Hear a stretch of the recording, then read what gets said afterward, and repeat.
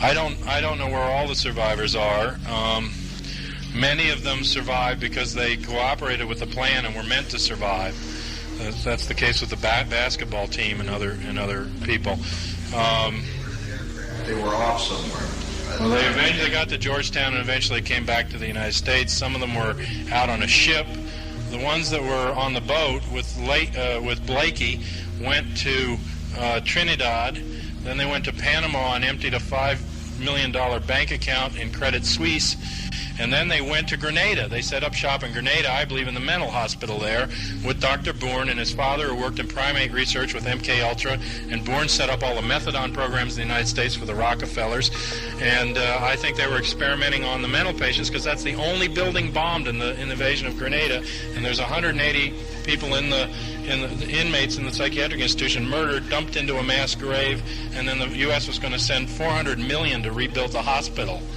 And, they were going to make it a better unit to experiment on people after they got the right government in. Early on, a cocaine smuggling operation, because I believe... There were drugs and guns being smuggled in and out, and there were relations of mercenaries. Some of these killers that were taken in and out of Angola, the CIA-backed UNITA forces by Blakey, Iran mercenaries, and they did run guns and drugs, but the operation was primarily an extension of MKUltra. People were taken off the streets here in San Francisco, out of the welfare rolls, from the elderly homes, from the psychiatric institutions, from the prisons. Children were given as wards of the court and turned over into their control.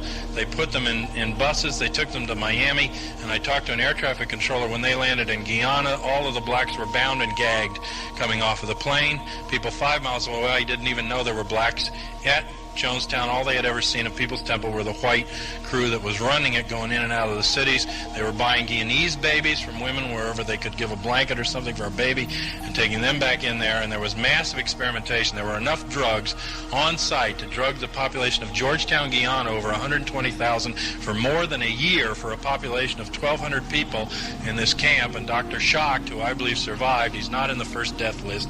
He's added to the second. I think he's related to Hjalmar Schacht, the Mike Reich's Minister of Finance, who developed the phrase "Arbeit macht frei," work makes you free, at the Auschwitz camp. And they came to Houston. That's where the Schacht family ended up. They were the big bankers for Hitler. And this guy is from Houston, and he was not a doctor. He was described as doing, suturing on wounds without anesthesia and all kind of sadistic things. And they had medical tags. You can see even in Time magazine medical tags on the people. But an order came down from Zbigniew Brzezinski through Hague to Robert Pastor on site to strip bodies of all identification and tags. Then the bodies are left in the sun to rot so that no fingerprints, no identification can be done from the tags, and no autopsy can be done, fluid or otherwise, by the time they get back to the United States. So you can never find out what killed them or how many drugs they had in the body. They had one footlocker there with 11,000 doses of Thorazine. And the drugs that are described are the exact drugs that were used for 30 years in MKUltra in the different control scenarios.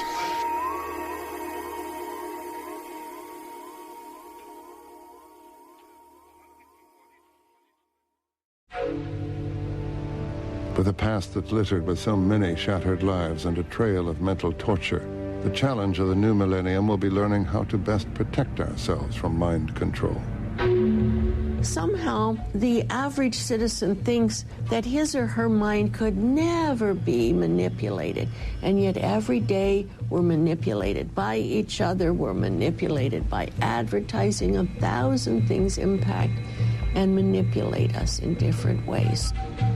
We're bombarded with messages from the media, the radio, the television, and from newspapers that shape our perceptions of the world. This relentless yet subtle conditioning can develop without you even knowing it. Watching television is a trance-like experience. You forget about the carpet, the curtains, and that you're sitting in a room, and you engage your experience directly into the television screen, so that whatever happens on the screen seems really real. You suspend belief in reality. If you don't take responsibility for what goes into your mind, somebody else will. Cult leaders, politicians, advertisers will all seek to implant their message in your mind, whether it's for your good or not. The greatest battle of the 21st century will be a battle of the mind. And There are people who have power who want more power, and they do not want the public to know about mind control, its existence, or how it's implemented. There is a body of information being used by government to control the way people think and act, and experiments are systematically designed to increase government's knowledge about that. This is the most threatening part of being a citizen in a democracy. When your government can manipulate how you vote and how you think, you no longer live in a democracy. Well, you know that it's going to be all right. I think it's gonna be all right. Everything will always be all right when we go shopping. What advertising has always wanted to do is not simply to suffuse the atmosphere, but to become the atmosphere. It wants us not to be able to find a way outside of the world that it creates for us. It is all around us. Even now, in this very room.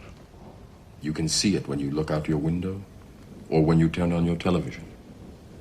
You can feel it when you go to work, when you go to church, when you pay your taxes. It is the world that has been pulled over your eyes to blind you from the truth. What truth?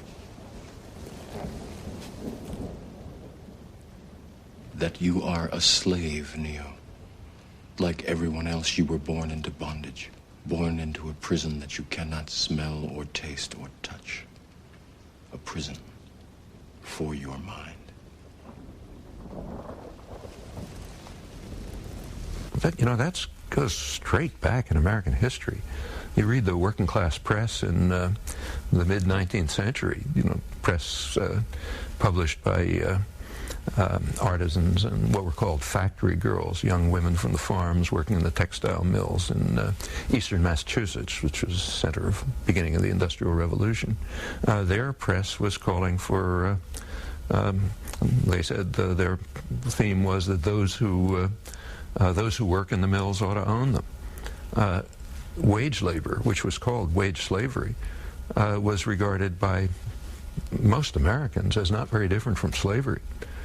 Even the Republican Party regarded wage labor as just at best a preliminary to free labor, but intolerable because it's a kind of servitude.